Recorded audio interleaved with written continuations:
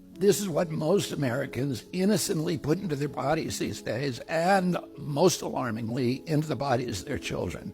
And it's no coincidence that Americans die earlier than Canadians or Germans or Italians or Japanese or Koreans or Australians or most any other comparable country. And it wasn't always that way. Until the early 1990s, our life expectancy was the same or better than other developed countries. Then suddenly, more and more Americans began suffering from chronic diseases, from obesity, cancer, diabetes, kidney disease, Alzheimer's, heart disease, and all kinds of autoimmune diseases. Our maternal mortality rate soared to the highest of any developed country on earth. Same with infant mortality. Like the frog in the slowly boiling water, we didn't really notice as we got sicker and sicker. We've grown now to accept chronic disease conditions as normal. But now, in 2024, we're finally waking up to this cataclysm, and we're asking ourselves, how in the world did this happen? A big part of it is our diet. Restaurants that serve contaminated food are fined or shut down. But when it's the government that approves the poisons in our food, a few people get very, very rich, and the toxins end up in every supermarket aisle. Let me show you what I mean. Doritos, Cheez-Its, Cap'n Crunch, gummy bears.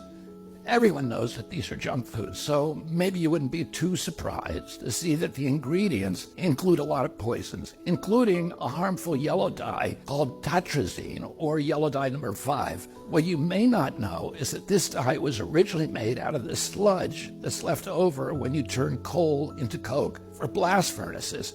It's called coal tar, and I've actually sued many big industries for legacy contamination of coal tar all around the country because it's so toxic and it's so harmful to the environment and human beings. A century ago, it was just an obnoxious industrial byproduct that everybody was trying to figure out ways to get rid of. One of the ways that they did that was by paving roads. But then a British chemist figured out that the coal tar could be used to derive fabric dye. And if fabric dye, why not food? Food manufacturers began using it to cover up the discoloration of low-quality foods that they wanted to pass off on unsuspecting customers. They didn't know back then that this yellow dye, tartrazine, causes tumors, asthma, developmental delays, neurological damage, ADD, ADHD, hormone disruption, gene damage, anxiety, depression, intestinal injuries.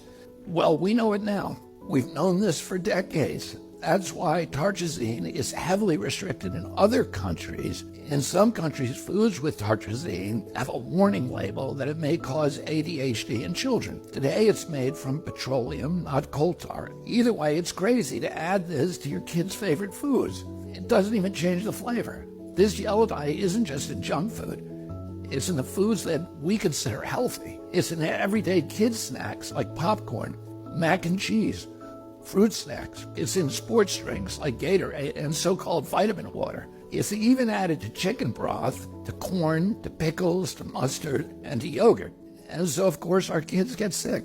And we lovingly feed them chewable vitamins which have, surprise, tartrazine. And so the cycle continues until the coughs and asthma kick in, at which point you go to pick up some cough syrup. And yeah, you guessed it, tartrazine. I've been picking on tartrazine today, but that's just one of at least 100 chemical poisons that our health agencies allow into our children's food. I can make a video just like this to talk about Red 40, BHA, BHD, potassium bromate, chemical after chemical, and on and on and on. If just one of them can cause all of these problems, imagine what they're doing in combination. That's never been studied. If we took all of these chemicals out, our nation would get healthier immediately. We'd have fewer sick days. We'd have better focus. We'd have less anxiety. Our kids would learn more easily. We'd lose weight.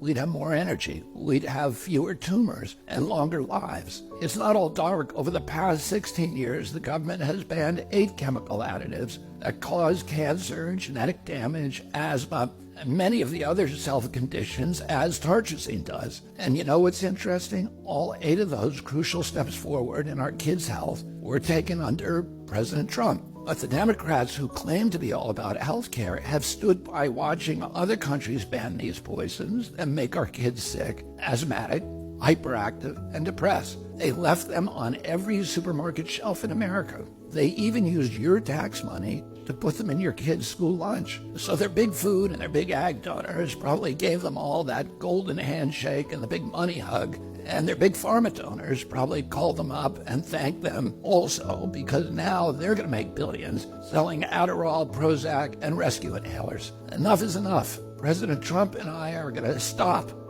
the mass poisoning of American children. Together, we're going to make America healthy again.